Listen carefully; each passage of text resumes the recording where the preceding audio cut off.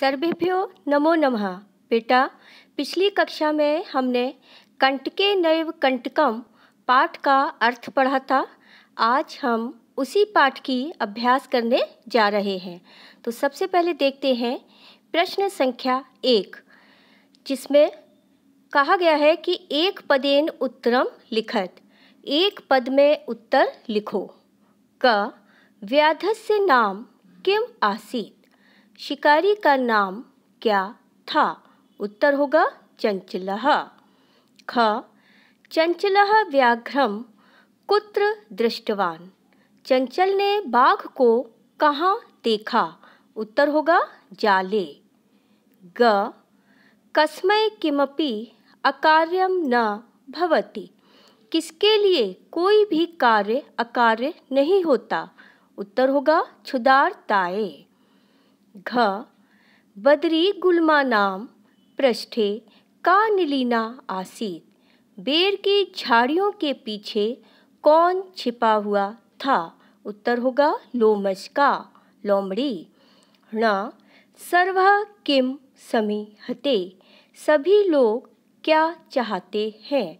स्वार्थम, स्वार्थ को।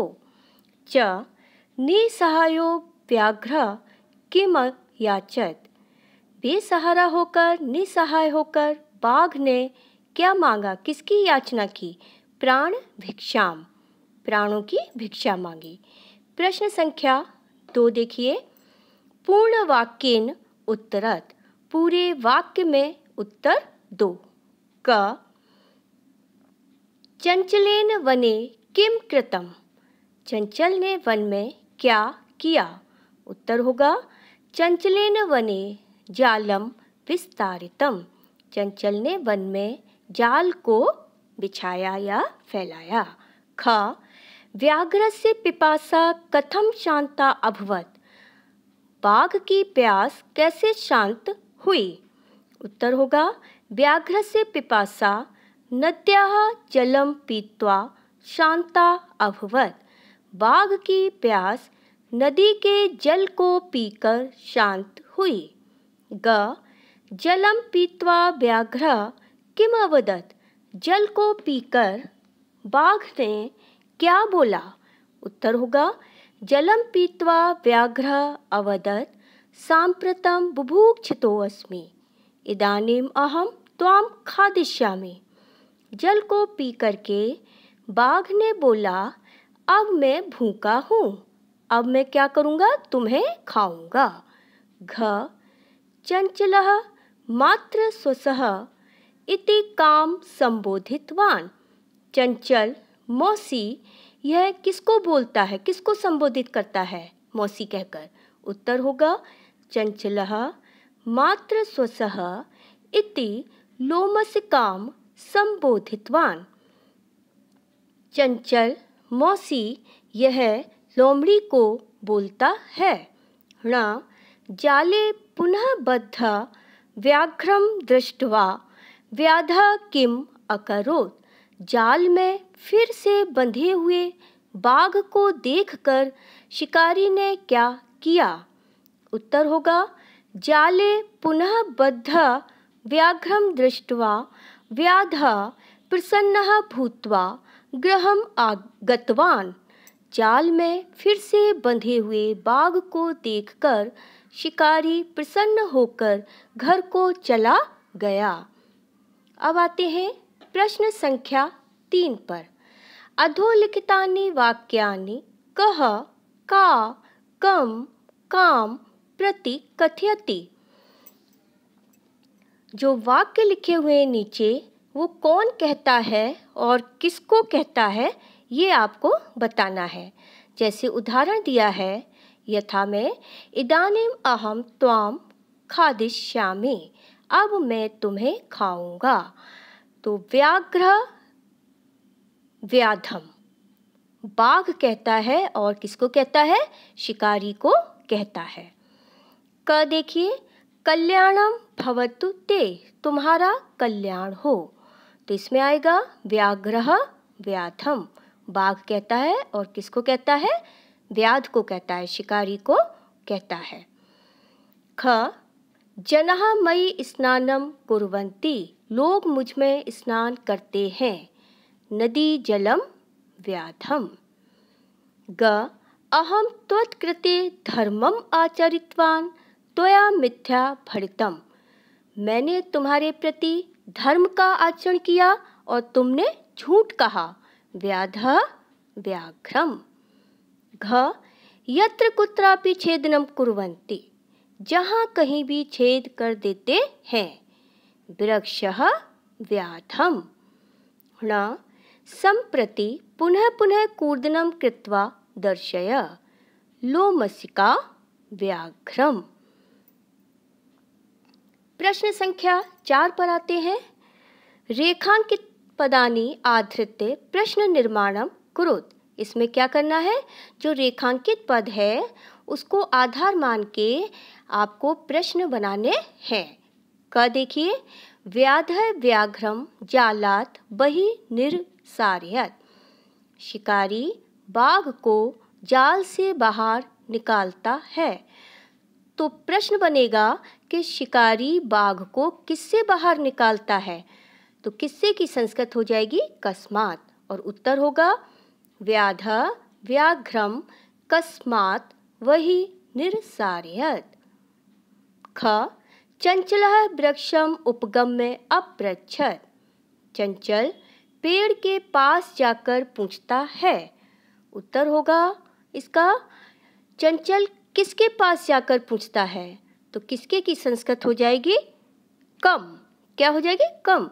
तो उत्तर होगा चंचलः कम उपगम्य अपृच्छत्। ग व्याधः लोमशकाय निखिलां कथां न्यवेदयत्।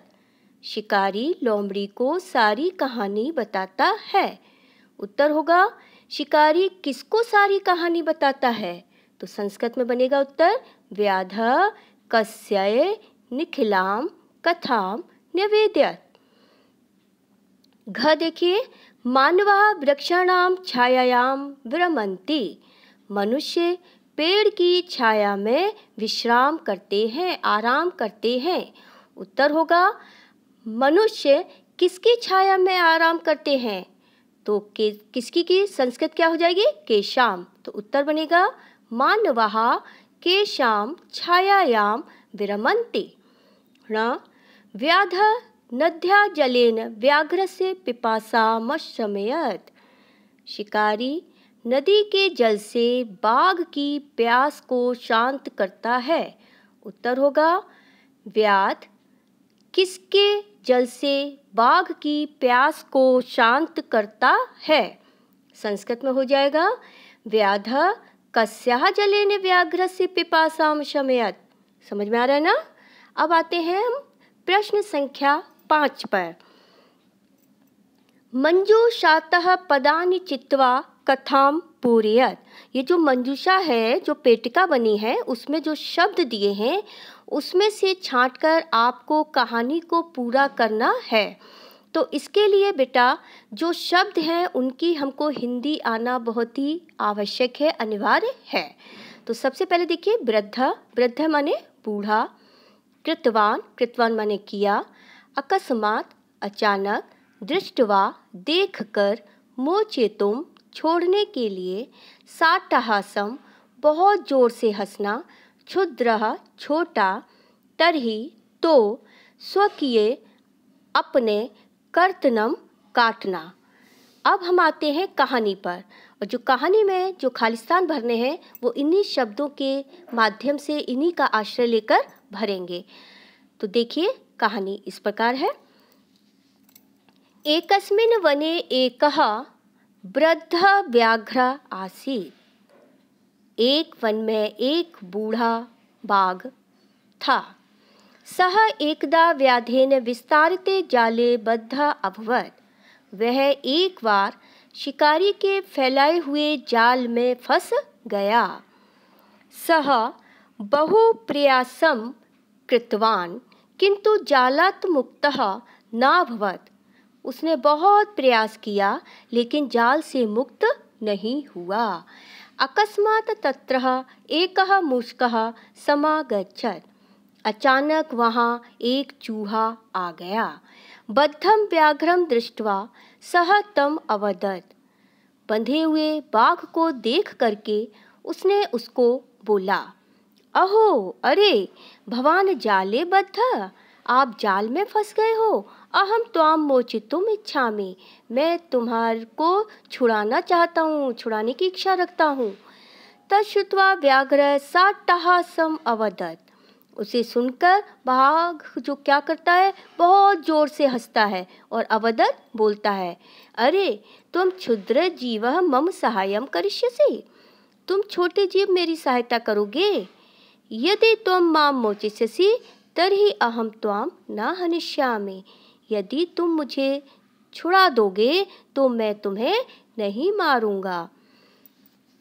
यदि यदि और तर्हि माने तो, ये दोनों क्या हैं आपके अव्यय पद हैं।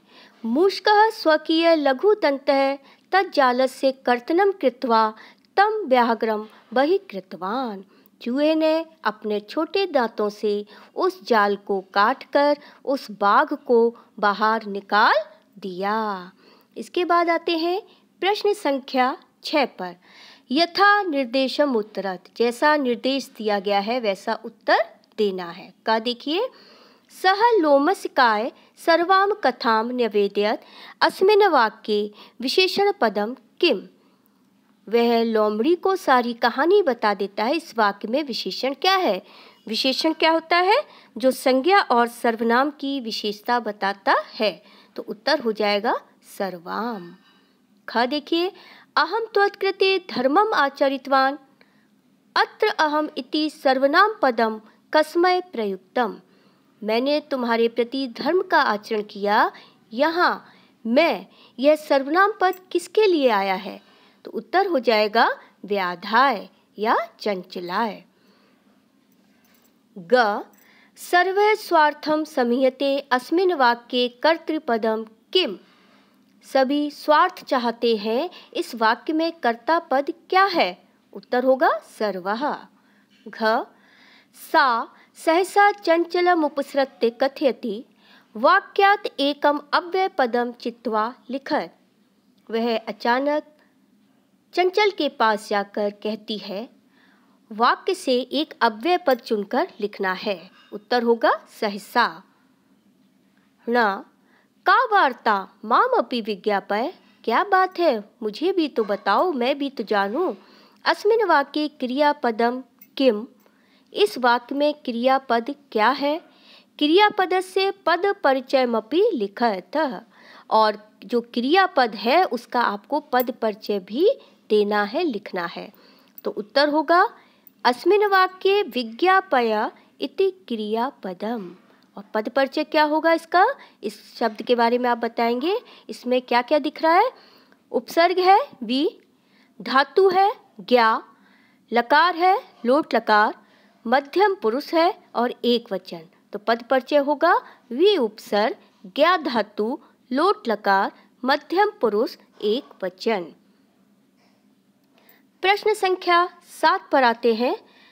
उदाहरणानुसारम रिक्त स्थानानि पूरयत, उदाहरण के अनुसार खाली स्थान भरो। इसमें मात्र और स्वस्र पद को आपको खाली स्थान में एक वचन, द्विवचन, बहुवचन जहाँ भी पूछा गया है वहाँ भरना है। ये ऋकारांत स्त्रीलिंग पद है। उदाहरण दिया है जैसे यथा में मात्र पद का प्रथमा विभक्ति एक वचन होगा माता, द्विवचन मातरौ और बहुवचन मातरहा। स्वस्र का प्रथमा में क्या हो जाएगा? स्वसा, स्वसारौ, स्वसारहा। मात्र का तृतीया विभक्ति में एक वचन, द्विवचन, बहुवचन क्या है? मात्रा, मात्रभ्याम, मात्रभी। स्वस्र का तृतीया विभक्ति में क्या होगा? स्वस्रा, स्वस्रभ्याम, स्वस्रभी। स्वस्र का सप्तमी में क्या होगा? स्वसरी, स्वस्रोह, स्वस्रशु। तो मात्र का सप्तमी क्या हो जाएगा? मातरि, मात्रोह, मात्रशु। स्वस्र का षष्ठी स्वसुः, स्वस्रोः, स्वस्रणाम। तो मात्र का षष्ठी क्या हो जाएगा? मातुः, मात्रोः, मातृणाम। ठीक है, इसका हम आ देख लेते हैं।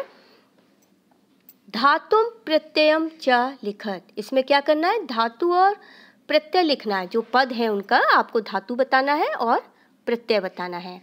तो उदाहरण देख लेते हैं। जैसे गंतुम पद है, इसमें धातु हो जाएगी गम और प्रत्यय हो जाएगा तुमुन।